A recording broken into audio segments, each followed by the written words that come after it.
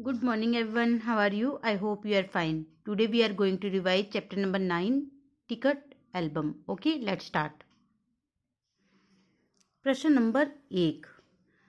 नागराजन के एल्बम से मुख्य पृष्ठ पर क्या लिखा था और क्यों? इसका असर कक्षा के दूसरे लड़के लड़कियों पर क्या हुआ? नागराजन के एल्बम के मुख्य पृष्ठ पर उसका नाम लिखा था A.M. नागराजन और नीचे ये पंक्तियां लिखी हुई थी, इस एल्बम को चुराने वाला बेशरम है। ऊपर लिखे नाम को कभी देखा है? यह एल्बम मेरा है। जब तक घास हरी है और कमल लाल सूरज जब तक पूर्व से उगे और पश्चिम में छिपे। उसने क्या कहा? कमल लाल सूरज जब तक पूर्व से उगे और पश्चिम में छिपे, उस अनंत काल के लिए यह एल्बम मेरा है और रहेगा। यानी कि जो एल्बम था नागराजन ने बनाया था, उसके ऊपर कुछ पंक्तियां लिखी हुई थी। तो उसके ऊपर सबसे पहले क्या लिखा हुआ था कि इस एल्बम को चुराने वाला क्या है? बेशरम है। और उसके ऊपर अपना नाम लिखा हुआ था कि यह मेरा एल्बम है। और उसके ऊपर कुछ पंक्तियां लिखी हुई थी कि जब तक हरी घास है, कमल लाल है, सूरज पूर्व से उग रहा है, पश्चिम में छिप रहा है, अनंत काल के लिए ये एल्बम मेरा है और मेरा रहेगा।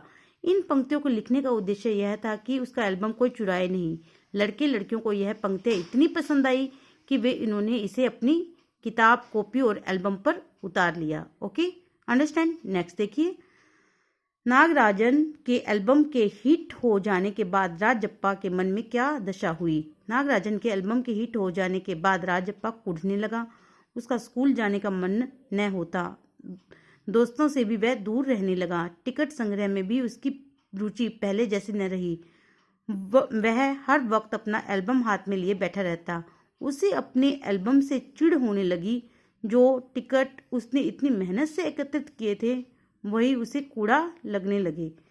क्या हुआ कि जब उसने देखा कि जो नागराजन है उसका जो एल्बम है वो हिट हो गया है, तो उससे राजप्पा कूदने लगा और उसका स्कूल जाने का मन नहीं होता। वह अपने जो दोस्त थे उनसे भी दूर रहने लगा, क्योंकि उसने जो एल्बम बनाया था बहुत मेहनत से बनाया था और अब उसको कोई पसंद नहीं कर रहा था।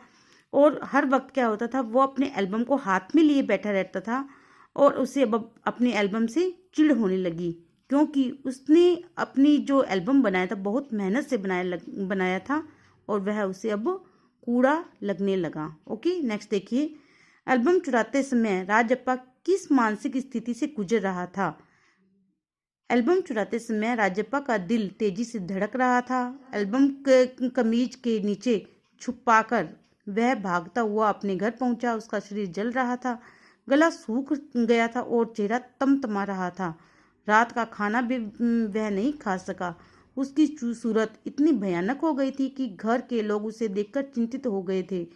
रात में उसे ठीक से नींद भी नहीं आई। एल्बम को तकिए के नीचे रखकर ही वह सो पाया। उसे क्या हुआ कि जब उसने एल्बम को चुरा लिया तो उसके मन में क्या चल रहा था, कैसा हुआ उसके साथ कि उसने जो दिल है उसका तेजी से धड़कने लगा और वह कमीज के नीचे से छुपा के जैसे भाग रहा था, तो उसका शरीर जलने लगा, गला सूख गया, चेहरा तमतमा रहा था और रात को उसने खाना भी नहीं खाया और उसकी जो सूरत है, उसका जो फेस है वो बहुत ही भयानक हो गया और सभी घर वाले उसको देखकर चिंतित हो गए और रात को उसको नींद भी नहीं आई और एल्बम को वो तकिए के नीचे ही छुपाकर सो गया। ओके, नेक्स्ट देखिए, राजप्पा ने नागराजन का टिकट एल्बम अंगीठी में क्यों डाल दिया? क्यों डाला? नागराजन के पिता डीएसपी के दफ्तर में काम करते थे।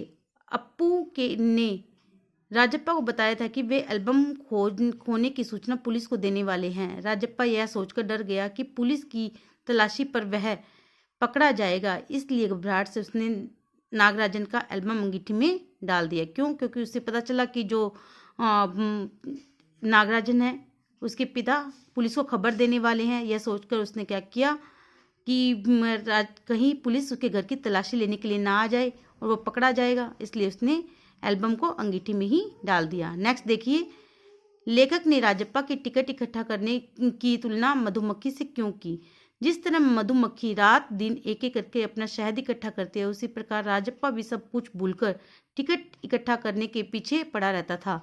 सुबह 8 बजे ही टिकट की खोज में निकल जाता। मीलों पैदल चलकर वह अपने टिकट को इकट्ठा करता और इकट्ठा करने वाले दोस्तों के पास जाता और 2 टिकट लेकर एक टिकट लेता।